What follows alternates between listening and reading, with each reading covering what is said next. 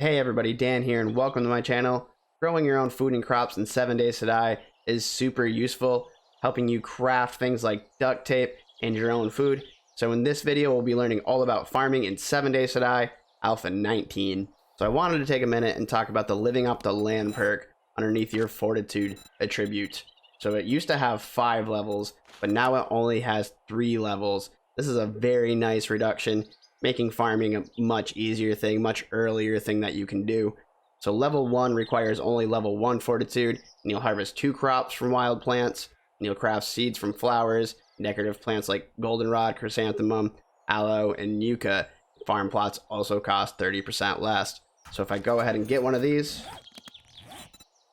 you'll see I can now craft aloe vera seed, but I can't craft pumpkin seeds.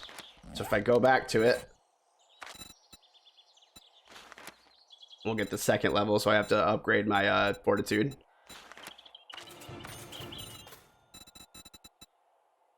So we'll get the second level, and now this will reduce farm plots 50%. So if I go back to my craft screen, you'll see I can now craft the pumpkin seeds. And if I go to my farm plots, you'll see they now cost 4 wood, 5 rotting flesh, 12 nitrate powder, and 50 clay soil. So let's say you have some seeds and you have absolutely no levels in living off the land. So farm plots once again are going to cost 4 wood, 10 rotting flesh, 25 nitrate powder, and 100 clay soil. So I'll briefly go into how to get these resources. Honestly, they're rather easy. You'll obviously know you'll get wood from hitting trees with axes, from beating your way into POIs. Pretty much anything that looks wood, if you hit it with an axe, pretty much hit it with anything actually, you'll get wood off of it. Same thing with clay soil. It's really easy to get. You just dig at the ground. Now, if you're in the tundra biome, you have to dig through the snow a little bit. If you're in the desert, you have to dig through the sand a little bit. And if you're in the wasteland, you have to dig through the rock a little bit. But there will always be clay soil on the ground. So next, we're going to move on to rotting flesh and nitrate powder. Now, if you've seen my mining guide, I'll leave a link in the description below. You'll know that ultimately mining nitrate boulders and nitrate ore is your best source for that. But also a lot of the gore blocks have rotting flesh and nitrate powder on them. If you look, I'm getting rotting flesh and nitrate powder when I collect these gore blocks. As well as with rotting flesh, you can find them in bathtubs, refrigerators, and kitchen related containers. Another great source of rotting flesh, albeit very dangerous, is these zombie animals like the zombie bear and the zombie dog. Now you can from the vulture too, but the vulture gives you more feathers than anything else. But I'll go ahead and kill these guys real quick. And you'll see that I'm collecting rotting flesh from them. I don't think you get nitrate powder though. Same thing with the bear. You'll see this one specifically is going to give you a lot of rotting flesh. Once again, I don't suggest seeking these guys out. They're rather dangerous. So if you look in the XML files, seeds are actually underneath the junk category, meaning they'll show up in things like trash, in cupboards specifically, trash compactors, things like that. But let's say you want a full-fledged farm. You're really going to want to go about crafting them. Now, obviously, you're also going to need the living up the land perk to craft seeds. Like I said, level 1 allows you to craft yucca, goldenrod, chrysanthemum, and I believe it was aloe. Yes, it was aloe. And then level 2 allows you to craft everything else. But if we look at the seeds here, you'll see that pretty much each seed costs 5 of the plant to make it.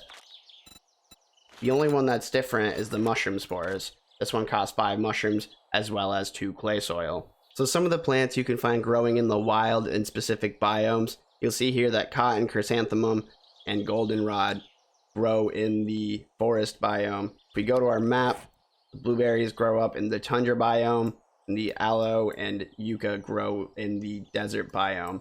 As for mushrooms, you will only find mushrooms growing in the wild in caves, at least that I've found so far. So if we go down into this cave, see if we can find some mushrooms real quick. There we go, we got some mushrooms right there. And as for the rest of the crops, I think you're really only going to find them at farms. If you guys know of anywhere else to find them, let me know in the comment section below. So once you've got your seeds in your farm plots, it's fairly simple. You just put your farm plots on your hotbar, place them down where you want them, something like this. Pull your seed out, whatever seed you want. I have corn here, and place it in the farm plot. Now this approximately takes 2 days in game or 2 hours in real life to grow.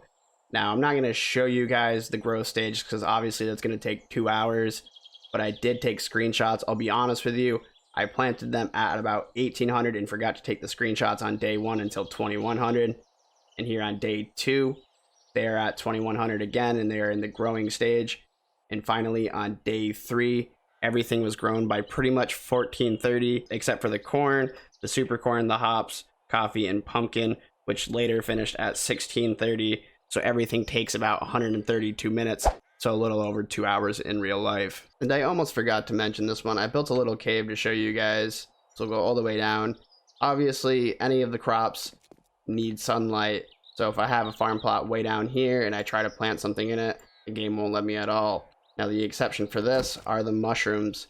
Like I was showing you guys in the cave, you'll see there are fully grown mushrooms here, and the seeds will just stay right there. But this is also pretty nice for the plots, because if you don't like where you place the plot, you can actually just destroy it. Actually, I'll use my shovel.